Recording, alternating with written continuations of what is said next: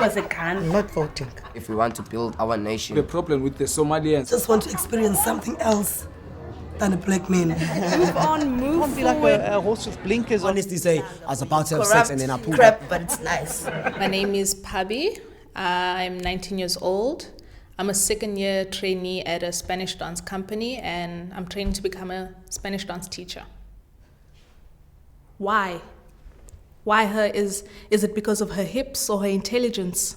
Is it the minx-like slimness of her hips, the slow rhythmic glide of her feet, the delicate shape of her lips, or the slow voice she uses to speak, words that entangle themselves in your mind like a kite stuck in a tree? The secret is in her hips. It must be the fire-like layers of hair flowing down her head that make you burn with desire for her and not me. See, I myself don't understand how the sun gives off all its radiance and makes her shine so brightly and uncontrollably that she overshadows me with my natural beauty and subtle walks. I don't understand, yet there she is and there you are, looking as good as hot chocolate pudding on a cold winter's day, with lips as sweet and decadent as vanilla-flavored moondrops. The secret is in her hips. She uses her hips to captivate you. She has you in a vice-like grip when she swings and sways as she walks.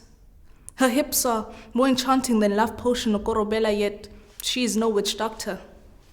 It must be the way she dresses. It's in the expensive suits and revealing tops that capture the life and essence of the concrete jungle, whilst I stand here feeling nude in baggy jeans and hoodies. The secret is in her hips.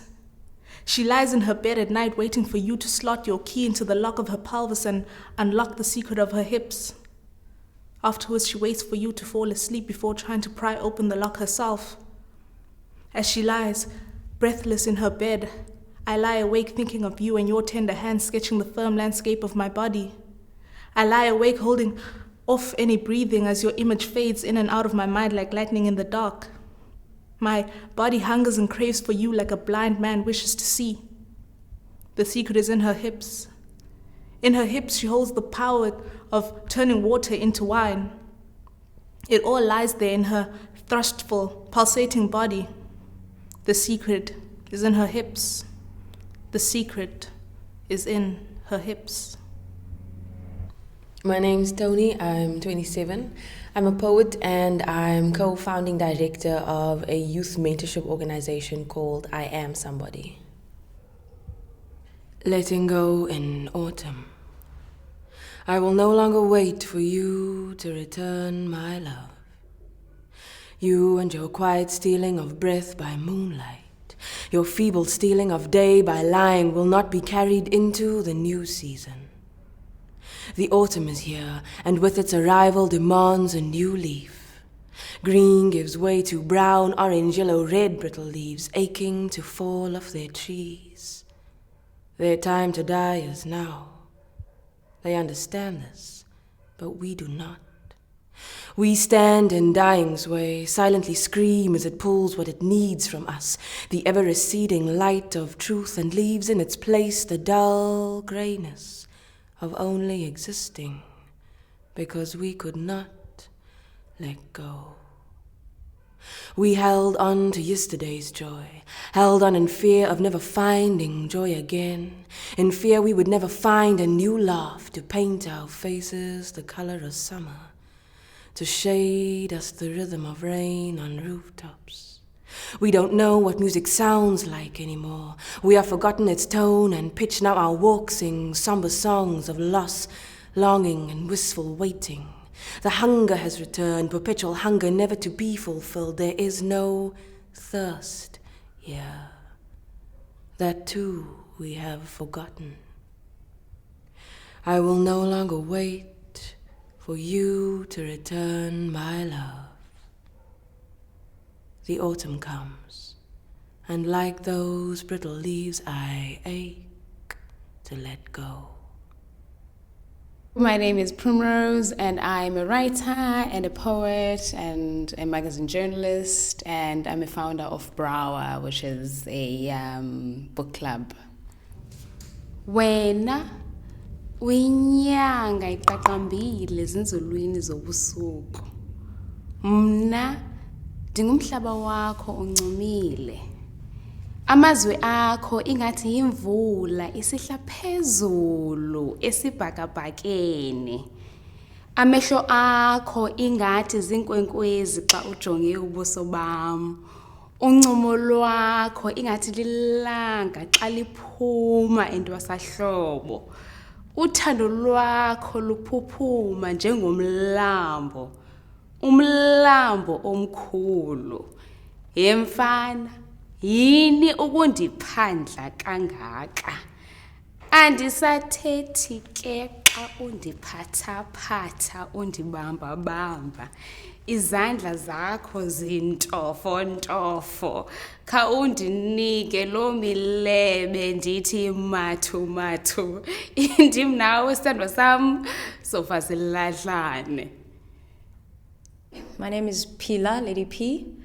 I am an arts administrator and an artist. I write and perform poetry, I sing, and I'm also an administrator at Dumalisile Arts and Culture Center in Gugulethu. Ikhathalele inhliziyo yami, ungayophuli inhliziyo yami, usisithandwa sami wena, usezincingweni zami xa ndihleli ndindedwa. Yes, I usisithandwa sami wena, usezincingweni zami xa ndihleli ndindedwa. Yes, I ngaba undithandela ntoni na? Amachera mahle emaninzi kangaka, kuba ngathi ndiyaphupha. Zange ndalufumana uthando olungaka, ngaba undithandela ntoni na? Amachera mahle emaninzi kangaka, kuba ngathi ndiyaphupha. Oluthando lwakho luyamangaza, usisithandwa sami wena, usezincingweni zami xa ndihleli ndindedwa. Yes, I usisithandwa sami wena, usezincingweni zami xa ndihleli ndindedwa. Yes, I ikhathalele inhliziyo yami, ungayophuli inhliziyo yami. It's very interesting how, no matter how old you are or from which generation you're from, people back in the 1800s and people in 100 years to come, as many different definitions as there will be or are of love, there's never going to be one that everyone sticks to. The thing that I found is that there are different expressions of love. What our parents might have perceived as love is because the norms and standards were different then. And today for us it's different now as well. And the thing that always resonates with me is that thing of self-love. How do I love myself first? Because if I don't do that, how am I going to be able to love anybody else? And if you don't do that, you always have all these crazy expectations that you want your partner to fulfill. And they're never going to be able to do that unless you're fulfilling your own needs first. For me, I think love has become this thing that we are afraid of engaging because of the responsibilities that it comes with. Mainly because there's diseases like AIDS, there's STDs, and there's pregnancy at a very young age. So people are reprimanding people to fall in love, but at the same time people are afraid of love because it brings about responsibility. I think an important factor when it comes to loving another person is marriage.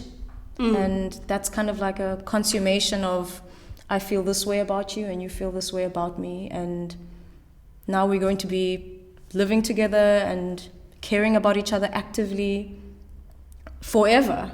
And that's kind of the basis of what marriage is. And it's changed a lot back from the past of what love is and why people settle down together. I mean, a lot of the times in the past, people would come together to, whereas they're not loving each other, but perhaps they marry and they grow to love one another. And that kind of makes me wonder, where does love come from? What is it really? You know, is it sex? Is it knowing someone really well? Is it good conversation? Is it attractiveness to someone? Is it being attracted to someone? Or is it something that you can feel towards anybody, whether it's a lover or a family member or a tree or a plant?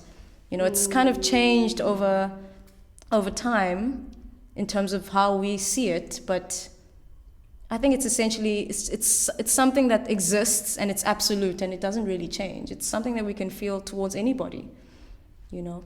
Do you ever grow to love somebody though? Do you I think ever you grow do. to love? You I do? think you Do do. you? I think you do. Really?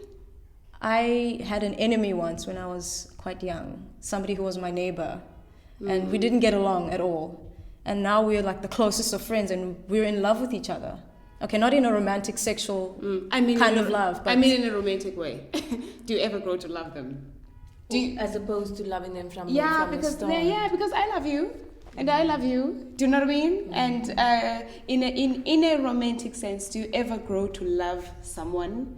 I don't know, somehow true love, or what we are told is true love, and ordinary love are seen as two separate things, but the way I see it, it's actually just one thing with different levels. So yes, I feel that you can grow to love someone, because the fact that you care about them or dislike them even means that there's some feeling there. So with the passage of time, those feelings can become positive, they can become stronger, they become weaker. You can fall in and out of love with someone every morning, basically. I don't know, I often think that we overcomplicate things. For me, love is there from the minute you're born to the minute you die. And we spend our lives running away from it, whether it's from our parents, whether it's from friends, whether it's from whether it's romantic love. And it's almost, I almost hear you saying, I understand what Prim's asking in terms of can you grow to romantically love somebody. I don't know. I've never been in that situation. I don't know if you can grow to. I know that you can grow to like somebody. I mean, because that's something that I've experienced. But I honestly feel that love is everything and it's everywhere. I think we've broken it down, we've over-intellectualized it, and we've forgotten to just feel. Whether that makes us feel sad, whether that's hurt, whether that's absolute joy, whether that's being seen from the first time by somebody who actually gets who you are, you know, whether it's that feeling of safety because you feel like you're home. And I think that too many times we try to deconstruct, and there's all these complicated, we just like there's too many layers, and I think we just need to break it down and make it simple. Then my question to you, Tony, is you walk into a place and there's this dude, and you kind of think, I like him, and then something happens between you, and it goes into the next level. But at that moment, you think that, okay, this is just a momentarily thing. And then somebody falls in love. And then you are so not there in terms of wanting to give off your love because you understand it as lust, because it was lust at that point. And how do you then differentiate between falling in love and falling in lust if you do fall in lust? What is the difference? I think instinctively we always know, whether you kind of lusting after somebody or whether you're in love with somebody. And if they're falling for you and you know that you don't want to be with them, then you say your piece and you walk away. I think that initial sexual attraction has got to be there, especially from a woman's point of view. Actually, for both, for men and women. If you love somebody in that sexual way from the start, it'll always be there. And if you meet someone and you're not at all sexually attracted to them, you're not ever going to be sexually attracted to them. You might love them, but that sexual side of love will never develop. I disagree, because what if you get to know them, and with getting to know them, you respect them more and you care for them more, and that love deepens, and then because people's faces change the more you get to know them. Whether you're aware of it or not, like when you first meet somebody, they look a particular way, and then once you get to know them after years, like you'll slowly see things that you didn't see before. And I do think it's possible it might not be that heated sexual attraction, but it is possible to develop a physical attraction for somebody as the respect and the care and the love deepens. I sometimes struggle to get what's the difference between being in love with someone and loving someone. Does being in love with someone have the ability to last longer than a year in their absence? Or is that where it now moves into actually loving the person? I think being in love is more a feeling and loving is more an act. Like practically doing things every day from that place of love, from that feeling that you have towards someone. But being in love is that like warm feeling whenever you think of them or whenever you see them or talk to them. I think that's the difference between being in love and actually loving someone. My dream is to see myself in a place where I'm at the happiest I can be, where I don't have to fear what anyone else thinks of me, and in a place where the people around me feed me and they stimulate me, and just in a place where there's balance. I think there's too much emphasis put on happiness and there's not enough emphasis put on the growth that comes with sadness, and I want to be in a place where I find that balance, where I can appreciate what the sadness and the grief brings to me. My dream is a world where people listen to each other, really listen, not wait to speak, not listen through the filter of how things affect them, but really listen to understand what the other person is saying. And my dream is also to inspire through my poetry and through the work that I do with young people, inspire each person to be who they really are, you know, to live their life purpose and to truly be themselves all the time. My dream is to wake up one day and know that the generations after me will live in a society that enables them to be who they are, to live in a world that is not full of prejudice, in a world that accepts them for who they are, but in a world that they can engage truthfully and just be. My dream is to see myself living here on earth and not being dependent on the ways of this world and not conforming to the ways of this world, but thinking more in an eternal sense and just kind of moving through this world as the way I imagine it. I'm in a forest and there's lots of things happening all around, lots of scary things and lots of distractions happening, but I know that this is just the forest and there's another side to this forest. So I keep walking along this path that gets me to the other side and not allow myself to stray and go down paths in this forest that are distractions to me. So really that is my dream, to kind of live in this world and not conform to the ways of this world, but let my mind be transformed inwardly.